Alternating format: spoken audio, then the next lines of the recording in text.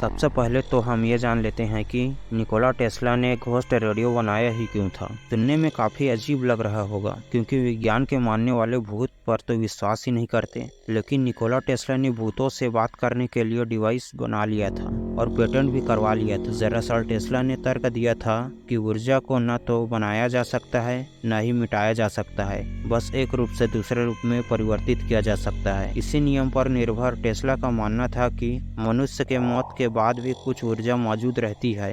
आपको ये तो पता होगा कि मनुष्य का शरीर बिजली बना सकता है और बिजली है तो इलेक्ट्रोमैग्नेटिक फील्ड भी बनाता होगा। और जैसा कि हम बात कर रहे थे कि ऊर्जा एक रूप से दूसरे रूप में परिवर्तित होता है, तो उस मैग्नेटिक फील्ड को रिसीव कर एम्पलीफाई करना था ताकि हम भूतों से बात कर सकें। तो आज की इस वीडियो पर घोस्ट रेडियो कैसे बनाया जाए इसके बारे में बात करेंगे।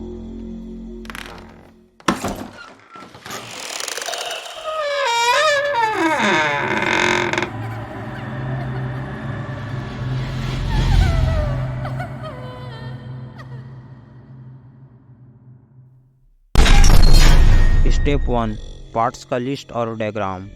सबसे पहले इस डायग्राम को ध्यान से देखें। उसके बाद आवश्यक सामग्री लानी होगी, जैसे एक छोटा जार बड़े मुंह वाला, 1 से 3 या 1 से 4 इंच व्यास वाला प्लेक्सी ग्लास और कवर ढक्कन, 3 से 4 माइक्रोमीटर मोटा, एक C1 60 बटा 141 PF वेरिएबल कैपेसिटर, एक एक्सटेंशन शाफ्ट और नाब ऊपर के लिए, एक L1 680 UH फेराइड लुपिस्टिक एंटीना, एक D1 जर्मेनियम 1N34A डायोड, एक C2001 UF कैपेसिटर, एक 102 चिन्हित, एक R147 के रजिस्टर, एक चेसिस बनाना जैक रेड, एक chassis banana jack black, 2 banana jack या प्रत्येक एंटीना के लिए अधिक, 2 3.5 mm mono chassis jack, 20 gauge hook up तार के कुछ इंच, एक ऑडियो पैच कार्ड, 3 से 4 माइक्रोमीटर प्लग हेड्स। स्टेप 2, एक साफ कवर बनाएं और उसमें ड्रिल करें। पहला कदम एक स्पष्ट ढक्कन बनाना है ताकि हम सरल लेकिन प्रभावी रेडियो घटकों को देख सकें। इसके बाद 2 बनाना जैक और 2 ऑडियो जैक के लिए कवर ढक्कन में ड्रिल किए जाते हैं। 2 बनाना जैक को प्री माउंटेड एंटीना के साथ बनाना प्लग प्राप्त होंगे। 2 ऑडियो जैक का भी उपयोग किया जाएगा। एक कंप्यूटर में ऑडियो आउट के लिए है और दूसरा एक हैंड ग्रिपर या अन्य स्रोत के वैकल्पिक सहायक इनपुट मॉड्यूलेशन के लिए है। एंटीना बनाना जैक के लिए 2 छेद, ऑडियो जैक के लिए 2 छेद, परिवर्तनीय संधारित्र शाफ्ट के लिए 1 छेद और इसके स्क्रू के लिए 2 छोटे छेद और डायोड तारों को खिलाने के लिए 2 छेद जार के ढक्कन के शीर्ष पर डायोड को माउंट करने के लिए है। यह बेहतर प्रकाश से ध्वनि प्रभाव के लिए है क्योंकि 1N34A डायोड प्रकाश के प्रति संवेदनशील है। स्टेप 3, घटकों को कवर पर माउंट करें। एडजस्टेबल कैपेसिटर और बनाना जैक को क्लियर जेम जार कवर में माउंट करें। वेरिएबल कैप में एक वैकल्पिक शाफ्ट एक्सटेंशन और नाप किट है। 1/8 फोनो जैक भी माउंट करें।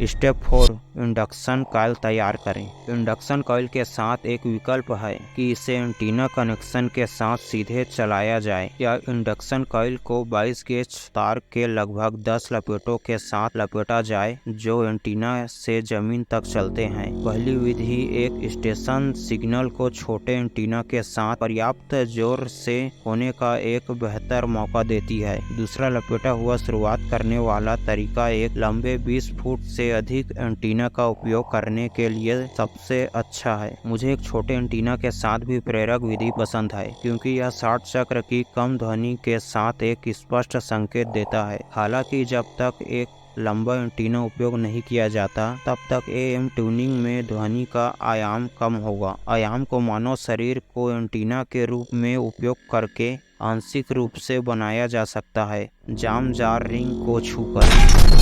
स्टेप 5, वायरिंग और सोल्डिंग। ठीक है, जब अधिकांश घटक अपनी जगह पर लग जाएं, तो अब समय है वायरिंग और सोल्डिंग करने का। बहुत कम घटकों के साथ direct point two point wiring का उपयोग किया जा सकता है। केवल कुछ तारों को सोल्ड करने की आवश्यकता है। C1 के मध्य ग्राउंड पोस्ट से फोन जैक पर ग्राउंड कनेक्शन तक एक ग्राउंड वायर चलाएं। दूसरा तार एंटीना से दूसरे C1 पोस्ट तक जाएगा। ध्यान दें कि C1 वेरिएबल कैपेसिटर का केंद्र कनेक्शन फोन जैक के ग्राउंड कनेक्शन से जुड़ा हुआ होगा। 160 pf कनेक्शन C1 के समान दाईं ओर है जो ऊपर से नीचे की ओर देख रहा है। कनेक्टिंग टैब आपसे दूर की ओर है।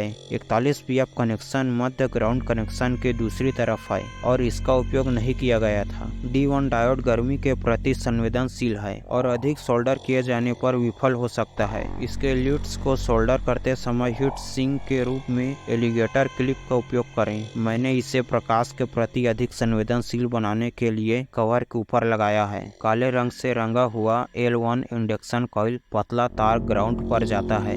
दूसरा पतला इंडक्शन तार non ground C1 capacitor connection पर जाता है। L1 इंडक्शन कॉइल के चारों ओर तार के 10 लपेटे होते हैं।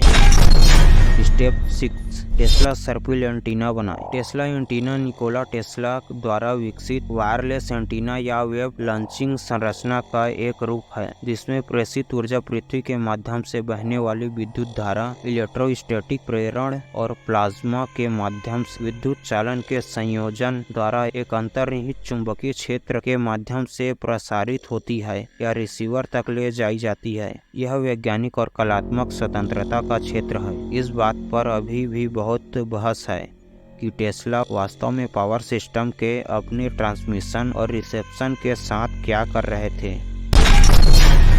स्टेप 7 AM रेडियो सटीक का परीक्षण। यह स्टेप टेस्ला स्पिरिट रेडियो का सटीक परीक्षण है। यह देखने के लिए कि क्या यह एक साधारण AM रेडियो की तरह काम करता है। यह स्टेप टेस्ला स्पिरिट रेडियो का सटीक परीक्षण है। यह देखने के लिए कि क्या यह एक साधारण AM रेडियो की तरह काम करता है। एक बार वायरिंग और सोल्डर कनेक्शन की दोबारा जांच हो जाने के बाद हम डिवाइस के AM रेडियो भाग का परीक्षण कर सकते हैं। ऑडियो पेंच कार्ड को रेडियो के 2 से 3 माइक्रोमीटर जैक में और फिर कंप्यूटर साउंड इन पोर्ट में प्लग करें। ऑडियो हाईजैक या समकक्ष PC सॉफ्टवेयर लॉन्च करें।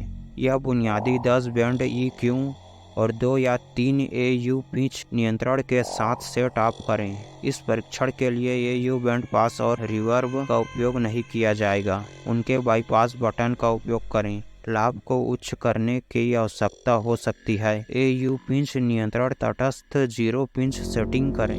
परिवर्तनीय संधारित्र घूंटी को घुमाएं और स्थानीय AM स्टेशन की आवाज आनी चाहिए। यदि नहीं तो आपके क्षेत्र में एक लंबे एंटीना की आवश्यकता हो सकती है। यह देखने के लिए कि क्या इसमें कोई अंतर पड़ता है, जार रिंग या एंटीना को छूने का प्रयास करें। यदि आपको कोई आवाज नहीं आता है तो संभवतः कुछ गड़बड़ है। सूखे सोल्डर कनेक्शन की जांच करें। इसके अलावा यदि डायोड कनेक्शन के पास या उस पर बहुत ज्यादा सोल्डिंग हीट का इस्तेमाल किया गया है तो डायोड जल सकता है। जांच करने के लिए विकल्प चुनें या यदि आवश्यक हो तो अपने मल्टीमीटर के डायोड चेकर फंक्शन का उपयोग करके जांच करें। इतना कुछ करने के बाद में आपने घोस्ट रेडियो बना लिया है। इस डिवाइस का इस्तेमाल विभिन्न प्रकार से कर सकते हैं, जैसे नंबर 1 आसमानी बिजली का पता लगाएं और बारिश तूफान की भविष्यवाणी करें।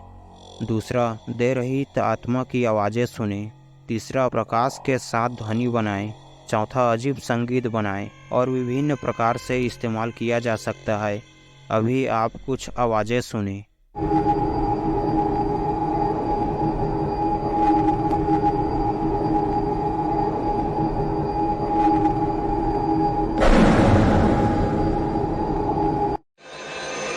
Try to record sounds of, that's it, sounds of lightning coming from a storm approaching.